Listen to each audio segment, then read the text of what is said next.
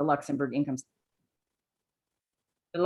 Income Study Database, which includes the 60 countries with income data, and a much smaller, newer database called the Luxembourg Wealth Study Database, which includes data sets with income on wealth. The wealth data sets also include income data. The converse is not true. I can come back to this in the discussion if we want. The point is, however, this variable net worth was not available in the one Asian country that we have in this database, and that's Japan. Nevertheless, so let me just point out a couple of things here. So again, this reports income inequality in the bars and wealth inequality in the markers. Wealth here, again, is disposable net worth. Now, one other thing to mention is that income inequality levels here may differ from those that I showed earlier in a few cases, and that's because these wealth surveys, which, as I mentioned, include income data, are often different surveys. One example for those of you who are familiar with and interested in wealth data is that the US data set in our income database comes from the current population survey, our main income survey, and also the labor force, which is also the labor force survey, where the wealth data come from the rather well-known survey of consumer finances, which is conducted through the Federal Reserve. And this one has a special quality oversampling at the top. And so it's really a very high quality data set, especially for capturing values at the top. That's a bit of a digression. Well, what do we see here? Well, first, of course, income inequality and wealth inequality are positively correlated, but not overwhelmingly so. And second, as a sort of screaming off the picture, wealth inequality is much higher, on average 2 to 3 times as high if you just simply take a ratio of Gini coefficients. Many argue that wealth may be a better indicator of households' long-term welfare, and perhaps, and thus it's really important to understand the distribution of wealth across households, and we can come back to that later. So my last empirical slide, it looks a little bit different. It's from another study, but I just wanted to show it today. This one also relates income and wealth, but here within countries rather than across countries. This slide includes 4 Anglophone countries, the same 3, the US, Australia, and the UK, but just in this one slide, also Canada, as well as Italy and Finland. That just had to do with data availability. In this picture, referred to as a heat map, households are arrayed horizontally according to their wealth quintile and vertically according to their income quintile using the same survey. The same households, the same survey. More intense, darker blue indicates higher numbers. So a greater concentration in the diagonals, as you can see, where the blue tends to be more intense, indicates a higher correlation between income and wealth within country correlations across households. Note here that the US, for example, stands out on the high end, where fully 12.2% of households fall into the top quintile on both income and wealth. So it's a high level of correlation, but clearly they're different. While the difference isn't enormous, the percentage of households that fall into that northeast cell exceeds the other 5 countries. The US case exceeds the other 5 countries. And if we shift to the top 2 cells on the diagonal, the US differential grows even more, indicating a comparatively high level vis-a-vis the correlation of income and wealth. This area of study, the joint distribution of income and wealth, is one that has engaged quite a number of scholars in recent years, and increasingly people are looking at what's been now referred to as inequality in 3 dimensions, and that's income, wealth, and consumption, about which I've said very little today. So let me just close with a couple of remarks about where we may go in the future, where research may go or perhaps ought to go in the future. So what I presented today was largely a descriptive snapshot of a range of outcomes across these 13 to 17 countries, cross-cutting several non-Asian OECD countries and the 5 Asian cases. Countless questions call for more attention, so let me highlight 2. Much more work can be done to better capture the patterns of variation in exactly what I showed today, but more deeply and more sharply. And that's true both across countries and over time. It's crucial that researchers continue to move beyond aggregates to assess underlying distributions in order to better understand the socioeconomic well-being of the poorest households, as well as those in the middle and those who fall at the top. The call for more and better disaggregation along these lines is, of course, consistent with the approach taken in the identification and monitoring of the Sustainable Development Goals. In recent years, although I haven't focused on this today, the high end of the distribution has received a great deal of attention, And that attention has shined a light on many methodological challenges, including the undercapturing of the wealthiest of the wealthy at the top in survey data. More work needs to be done at the top, covering not just the distribution of income, but also of earnings and wealth as well. And a multitude of measurement challenges remain where solutions would enable more accurate multidimensional assessments of those in the middle and at the low end. I think that's understudied. And in fact, in my view, extreme poverty in high and middle income countries is still understudied and poorly understood. And finally, I've noted today that research about social policy and socioeconomic outcomes within the non-Asian OECD countries and within East Asia has been largely siloed. Large literatures exist related to both. The conference today, of course, is surely evidence of the latter, but too few studies have integrated lessons learned across the two bodies of scholarship about the causes, nature, and the consequences of inequality. And the same could be said about other regions. Latin America also comes to mind as a region about which there's a vast amount of scholarship about inequality levels and trends, much of it confined, in fact, to the Latin American cases. So clearly a great deal of work could be done to further integrate lessons across regions. The increasing availability of truly global data, including both micro and macro level data, is already opening entirely new lines of research, and the availability of cross-regional data will surely grow over time, opening up even more avenues for comparative research about the interplay between inequality and public policy. So thank you. Thank you very much, Janet. Thank you. Yes. As a Korean, the result a bit hurt me. Our gender inequality and the low wage ratio is so high compared to other countries. But yes, the situation is situation. It's a very interesting and inspiring talk. I'm sure I'll open the floor. Do you have any questions and comments? Could I just ask, would you like me to keep the screen open or shall I stop sharing? Probably some of the participants want to look at the slide. So shall we leave it as it is? Yeah. Right. If you have any question, please let me know. Let's see whether. Okay, there's a chatting room. There's a one question from Card or so. Can you see, Janet? I see lots of people. Let's see. Do I see the speaker? We'll find out. Okay. Probably then, could you stop sharing your screen so that we can see people raising their hands and so on? I can always bring it back if we want to. Okay. Yeah. Sure. Could you see the okay, the Yasiro, yeah, and Ijin, and then we have a question in chatting room. So we have 3 questions. Then probably Janet can answer. Then we'll come back to another question starting from Bingchin. Yeah, Yasiro, please. Thank you very much. I've enjoyed your presentation very much because I share the research interest, and it's quite interesting that Taiwan and Japan has a similar disposable income inequality, but the market income inequality is quite different.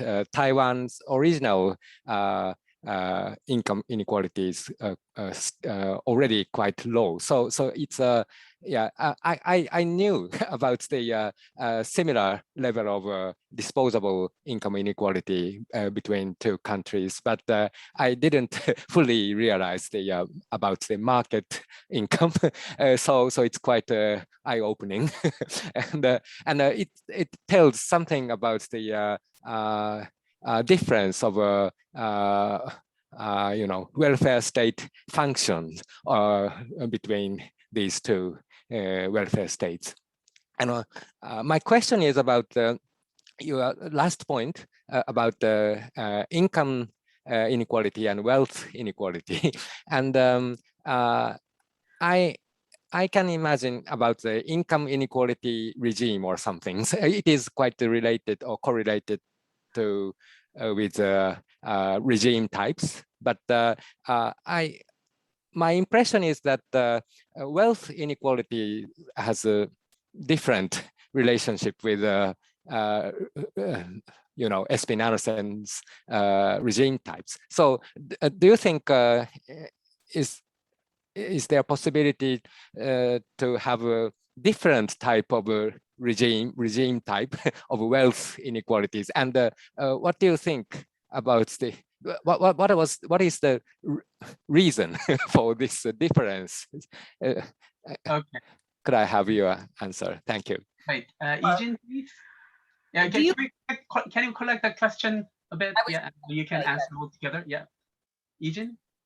Yes, thank you very much for this wonderful presentation. Actually, I am very humbled and very honored to hear this speech from Professor Gornick, because I only saw her on paper up to now, and now I finally get to see a presentation. So this is really, really fantastic.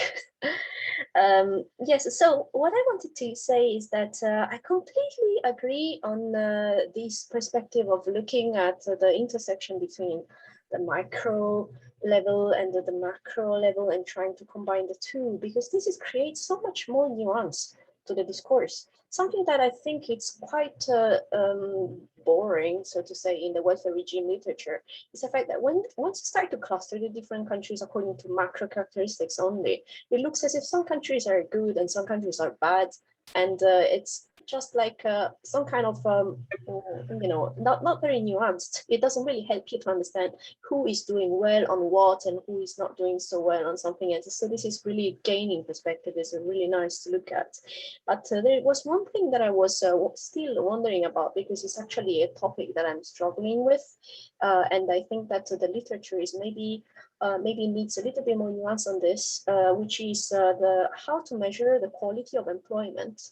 And what I wanted to see is especially related to the employment for women. I got comments from reviewers that were criticizing me because I'm not measuring this very well. But I was already looking at several aspects. So I wanted to ask Professor Gornick, because she has a lot of expertise in this kind of themes, what she thinks are the most important aspects when it comes about the quality of employment for female employment. Yeah, thank you very much. Yeah, thank you, Ijin. I think that the question from chatting room from the CM Cardoso is about the weakness of the Espin-Andersen's clustering, and probably use another one. Probably later, Jenny, you can have a look, and then you can also comment this as well, and that would be nice. Yeah. Okay, then Janet, can we listen to your response? Then we'll take another round of questions. Sure. Let me just say on the first one, actually, because it's open, I want to just mention the third one here. Somebody was surprised that I mentioned Espin-Andersen, but not the late and very great Tony Atkinson, and also the late John Hills, both extraordinary scholars who I had the privilege to know. Of course, they're immensely important, both of them in different ways. Their work is really quite different. I mean, I think Sir Tony, those of us at LIS, he was our board president, and we were keenly aware of his contributions. He is really, some would say, sort of the godfather of modern inequality studies, which he worked on for over 50 years, doing extremely important measurement work. John Hills, of course, did very important policy work. So, of course, I don't mean to privilege Espin-Andersen, but just to tie into this issue of the clusters. And in fact, I hope this doesn't sound impolite. I know him as well. I think his work has been overemphasized, truthfully, and a lot of us have written for many years about welfare state fatigue, welfare state regime theory fatigue. So this sort of comes back to the first question. These country typologies are useful in a really loose sense of helping us to conceptualize institutional variation. They are not written in stone. When we change the policies and change the indicators, the clusters often shift. Now, that said, the Espin-Andersen, the three original clusters have been surprisingly robust. I myself wrote several papers in which I and colleagues integrated gender-related variables, both into the outcomes and into the social policies. And for the large, we were very surprised, frankly, that the same clusters sort of emerged, with the exception that the continental countries sort of broke into two, with the French-speaking and other countries somewhat different. The point being that clusters are important, but they are specific to particular outcomes. That said, as we learned, especially in the cases of the Nordic and the Anglophone countries, the policies that affect income inequality and affect gender equality tend to be correlated. One could create a wealth typology. There must be 100 welfare state typologies out there. Wealth is tricky. The person who asked the question, and it is, I mean, I think one thing to say, I'm making this answer too long. The one reason that the wealth clusters are not the same as the income clusters is that there's some trade-off and some counterbalancing household economic behavior. From what we can tell, the first paper that I ever wrote with the wealth data looked at income poverty among elderly women compared to what we called asset poverty. And in fact, they were negatively correlated, the theory being, especially in the US case, that older people accumulate assets because of the inadequacy of the income support system in old age. So they can be trading off against each other. In terms of the quality of employment, so thank you for that question. It's really interesting. I didn't get there today, except for the low pay issue, which is a combination of worker and I would say mostly job characteristics. I have written quite a lot about the availability, well, things like paid leave, the rights to flexible work hours, the rights to lots of things that make it easier to reconcile parenting and employment, which are very important for women. A lot of that's operating at the policy level. Some of it's operating at the national level. Some of it's operating at the employer level. One study that I did looked at gender disparities in self-reported access to flexible hours, and that varied hugely across countries. So there are lots of wonderful data on job quality. I haven't really indicated here, but again, I would say the opportunity for vertical mobility, occupational mobility, the opportunity for control over one's work hours, both the length and also the starting and stopping times. And of course, there are many other things that could take place, the availability of subsidies or provision of childcare, and of course, leave, paid leave. So it's a huge topic. Okay. Yep. Okay, thank you so much. And another round of questions starting from Bing-Chin, and we have one more question from chatting room, Aya Abe. So Bing-Chin, please. Thank you very much for the very thought-provoking talk. And I'd like to ask one question is when we try to put China on the side of the other countries, this is almost 1/5 of the world population. So, it's always kind of worried to me that whether that is a bit too big, and also it's also larger than Europe population. So whether actually comparing China is almost like comparing China and the whole of Europe. And also increasingly, there are some research based on the Chinese local practices and find that there are local welfare regimes. So maybe it's probably worthwhile to put China by provinces, because some of the provinces are larger than some big countries. So maybe that can make the picture look somewhat different. Okay, thank you so much, Eugene. Do we have any other questions? I see one in the chat, which is from Aya Abe. Yeah, Abe is there. And if there's no other question, then I have one question about the quality of data. You know, when you actually compare the different poverty Gini coefficients in different countries, now obviously the quality of data, different quality of data in each country, I think this is problematic. In Korea, for example, our survey data is criticized by, excluding the super rich and also super poor countries. So in the end, the Gini coefficient is relatively good, according to LIS. Korean Gini coefficient is not too bad, but possibly when the people compare to the tax data and the household survey data, and there's a kind of a gap. The large section of the super rich is kind of not there, and so on. So even when you show kind of a wealth inequality, the US one is higher than other countries, but probably that probably might true. But at the same time, as you said, the quality of the US data is much better, than other countries. Probably that's why there are more super rich inside the data. That's why probably the rate is higher, US. So just want to listen to your opinion about the quality of data issue. Yes, please. These are, you all are asking such obviously really great and important questions.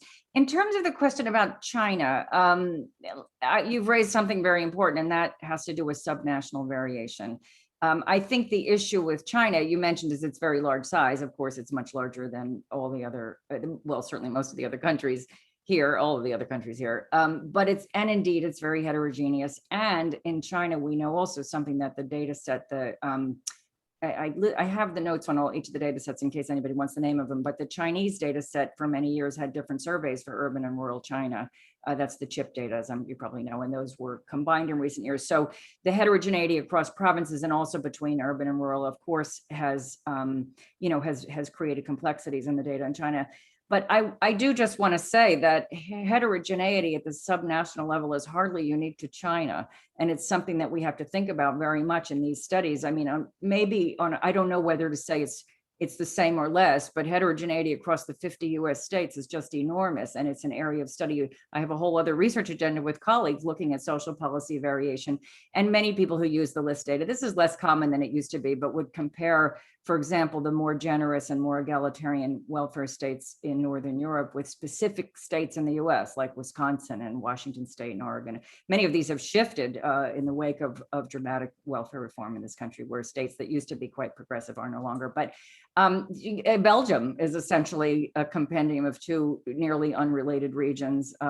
There's a lot of difference between the former lender of East Germany and West Germany. So it is something we do. There are several papers in the list literature, not enough, but that are making use of and trying to understand subnational variation. We do have territorial, provincial, and state identifiers in most of the data sets.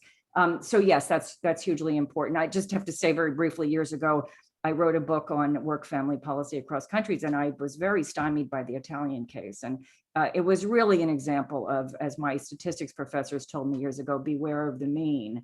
The mean woman in Italy was completely fictional. She was a merger of her Southern Italian and her Northern Italian counterparts, where the fertility rate varied by a factor of 5, as did the employment rate. So this average woman in Italy was behaving rather strangely because she really was entirely a statistical fiction. So I did the obvious, which was to take Italy out of the book. But you've raised a crucial point, and subnational variation is really important. Aya, in the chat, oh my goodness, where did your question go? First of all, nice to see you, a long time user of the list data. You've asked a question that's really important here. I'm a little bit embarrassed that I didn't say anything about this. When we do these pre and post comparisons, for the reason of just really for brevity and putting this together quickly and not having that much time, I combined households across all age groups. Normally, I don't do that. And in fact, I wrote a paper with my colleague Branko Milanovic arguing that if you really want to understand this pre versus post to get a window on redistribution, you really should separate the working age from the elderly, because you're merging otherwise two very important sets of institutions, essentially institutions redistributing income for working age households, and also the pension systems. And the market income inequality, as I think you mentioned, and just think of it this way, in countries where people leave the labor market earlier, you get a lot of zeros in the market distribution, which my colleague Nora Lustig refers to as the false poor. And so they are already pensioners, and you're going to get a different redistribution result than across countries to some extent, depending on the age at which people leave the labor market. And so I would generally separate those. And in fact, in the US case, when we look at pre versus post, and we shift from the whole population to the working age, market income inequality in the US goes way up in the cross-national ranks, because we have such enormous levels of wage inequality in the US, and those are lost when you mix in the elderly, because we also work late in life. So you're absolutely correct, Aya. That's something that I would encourage most researchers when looking at redistribution and social policy effects to separate the working age household. However one does that, it varies by country, from older persons. In the same way that I always counsel students, I would, on any indicator in the labor market, I would almost never combine men and women. Sometimes the data don't allow that, but that disaggregation tells a story that otherwise is just absolutely missed. Data quality, the question is a huge one. The purpose of lists is to do the best they can to take these disparate data sets and to do this ex post harmonization. It's an art and a science, and I think they do a remarkable job. Of course, I mean, I don't mean to sound defensive. They do a great job taking that work of trying to parse those differences across the surveys off the researcher's desk. Now, that said, there are absolutely insurmountable differences. In the case of the wealth surveys, I'm happy to say that the survey of consumer finances, which is a really very, very high quality survey.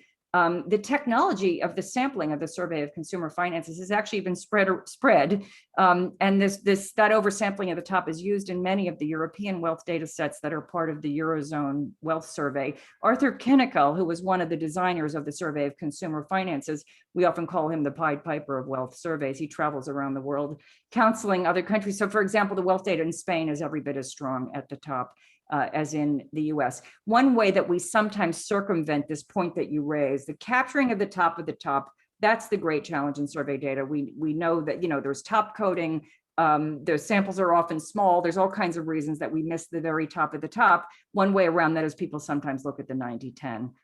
They just ask the question differently to try to separate the question of what's happening in the distribution from the very top. And finally, there's a really interesting line of research, and I've been involved in some of this, and our team in Luxembourg is as well. And that has been to try to re-estimate the top in the distributions based on the survey data by working with our colleagues in Paris in particular, who have turned our attention to the use of tax data. And there's all kinds of really interesting, innovative adjustments. I think I've been to 6 conferences on adjusting the top of the top. You have to really be a nerd to get excited about this, but there are a lot, it's very complicated, but now there is a lot of technology sort of aimed at straightening out the variation at the top that otherwise could lead to misleading comparisons. So I hope I've everything.